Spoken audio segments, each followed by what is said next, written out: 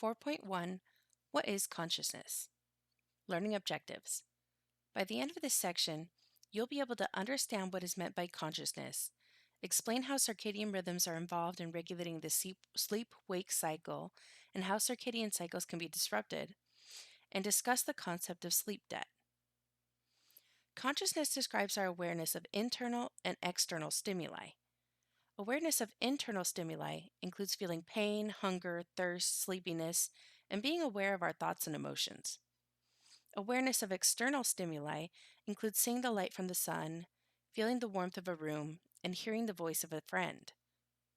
We experience different states of consciousness and different levels of awareness on a regular basis. We might even describe consciousness as a continuum that ranges from full awareness to a deep sleep. Sleep is a state marked by relatively low levels of physical activity and reduced sensory awareness that is distinct from periods of rest that occur during wakefulness. Wakefulness is characterized by high levels of sensory awareness, thought, and behavior. In between these extremes are states of consciousness related to daydreaming, intoxication as a result of alcohol or other drug use, meditative states, hypnotic states, and altered states of consciousness following sleep deprivation. We might also experience unconscious states of being via drug-induced anesthesia for medical purposes. Often we're not completely aware of our surroundings, even when we are fully awake. For instance, have you ever daydreamed while driving home from work or school without really thinking about the drive itself? You were capable of engaging in all of the complex tasks involved with operating a motor vehicle, even though you were not aware of doing so. Many of these processes, like much of psychological behavior, are rooted in our biology. Biological rhythms. Biological rhythms are internal rhythms of biological activity. A woman's menstrual cycle is an example of a biological rhythm, a recurring cyclical pattern of bodily changes. One complete menstrual cycle takes about 28 days, a lunar month, but many biological cycles are much shorter. For example, body temperatures fluctuate cyclically over a 24-hour period. Alertness is associated with higher body temperatures and sleepiness with lower body temperatures. This pattern of temperature fluctuation, which repeats every day, is one example of a circadian rhythm. A circadian rhythm is a biological rhythm that takes place over a period of about 24 hours. Our sleep-wake cycle, which is linked to our environment's natural light-dark cycle, is perhaps the most obvious example of a circadian rhythm, but we also have daily fluctuations in heart rate, blood pressure, blood sugar, and body temperature. Some circadian rhythms play a role in changes in our states of consciousness. If we have biological rhythms, then is there some sort of biological clock? In the brain, the hypothalamus, which lies above the pituitary gland, is a main center of homeostasis. Homeostasis is the tendency to maintain a balance, or optimal level, within a biological system. The brain's clock mechanism is located in an area of the hypothalamus known as the suprachiasmatic nucleus, or SCN. The axons of light-sensitive neurons in the retina provide information to the SCN based on the amount of light present, allowing this internal clock to be synchronized with the outside world. Problems with circadian rhythms. Generally, and for most people, our circadian cycles are aligned with the outside world. For example, most people sleep during the night and are awake during the day. One important regulator of sleep-wake cycles is the hormone melatonin. The pineal gland, an endocrine structure located inside the brain that releases melatonin, is thought to be involved in the regulation of various biological rhythms and of the immune system during sleep. Melatonin release is stimulated by darkness and inhibited by light. There are individual differences with regards to our sleep-wake cycle. For instance, some people would say they're morning people, while others would consider themselves to be night owls. These individual differences in circadian patterns of activity are known as a person's chronotype, and research demonstrates that morning larks and night owls differ with regard to sleep regulation. Sleep regulation refers to the brain's control of switching between sleep and wakefulness, as well as coordinating this cycle with the outside world. Disruptions of normal sleep. Whether lark, owl, or somewhere in between, there are situations in which a person's circadian clock gets out of synchrony with the external environment. One way that this happens involves traveling across multiple time zones. When we do this, we often experience jet lag. Jet lag is a collection of symptoms that results from the mismatch between our internal circadian cycles and our environment.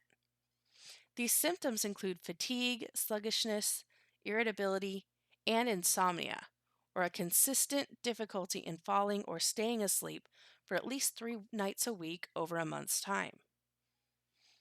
Individuals who do rotating shift work are also likely to experience disruptions in circadian cycles. Rotating shift work refers to a work schedule that changes from early to late on a daily or weekly basis. For example, a person may work from 7 a.m. to 3 p.m. on Monday, 3 a.m. to 11 a.m. on Tuesday, and 11 a.m. to 7 p.m. on Wednesday.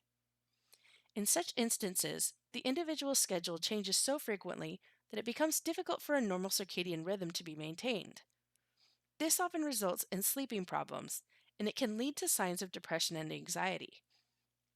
These kinds of schedules are common for individuals working in healthcare professions and service industries, and they're also associated with persistent feelings of exhaustion and agitation that can make someone more prone to making mistakes on the job. Rotating shift work has pervasive effects on the lives and experiences of individuals engaged in that kind of work, which is clearly illustrated in stories reported in a qualitative study that researched the experiences of middle aged nurses who worked rotating shifts.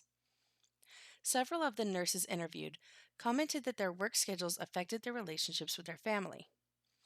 One of the nurses said, quote, "If you've had a partner who does work regular job 9 to 5 office hours, the ability to spend good time with them when you're not feeling absolutely exhausted, that would be one of the problems that I've encountered."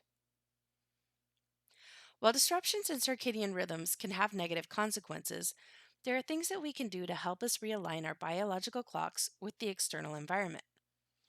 Some of these approaches, such as using a bright light as shown in Figure 4.4, have been shown to alleviate some of the problems experienced by individuals suffering from jet lag or from the consequences of rotating shift work.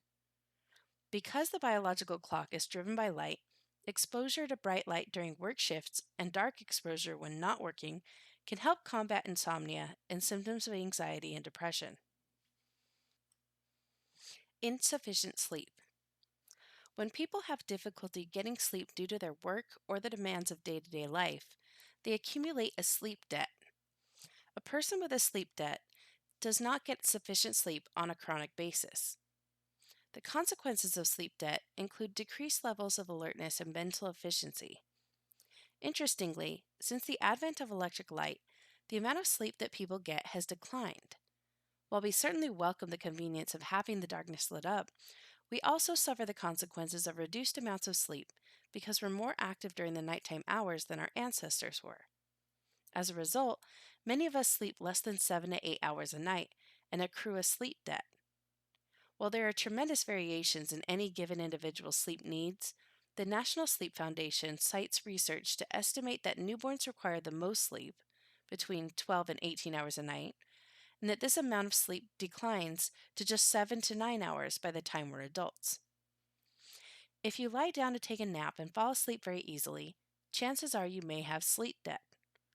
Given that college students are notorious for suffering from significant sleep debt, chances are you and your classmates deal with sleep debt related issues on a regular basis. In 2015, the National Sleep Foundation updated their sleep duration hours to better accommodate individual differences. Table 4.1 shows the new recommendations, which describe sleep durations that are recommended, may be appropriate, and not recommended. Sleep debt and sleep deprivation have significant negative psychological and physiological consequences. As mentioned earlier, lack of sleep can result in decreased mental alertness and cognitive function. In addition, sleep deprivation often results in depression like symptoms. These effects can occur as a function of accumulated sleep debt or in response to more acute periods of sleep deprivation. It may surprise you to know that sleep deprivation is associated with obesity, increased blood pressure, increased levels of stress hormones, and reduced immune functioning.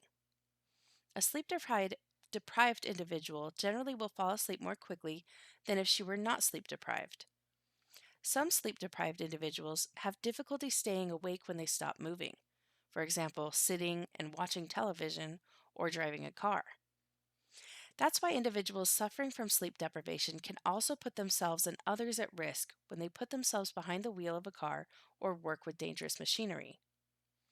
Some research suggests that sleep deprivation affects cognitive and motor function as much as, if not more than, alcohol intoxication. The amount of sleep we get varies across the lifespan. When we're very young, we spend up to 16 hours a day sleeping. As we grow older, we sleep less. In fact, a meta analysis, which is a study that combines the results of many related studies, conducted within the last decade, indicates that by the time we're 65 years old, we average fewer than 7 hours of sleep per day. As the amount of time we sleep varies over our lifespan, presumably the sleep debt would adjust accordingly.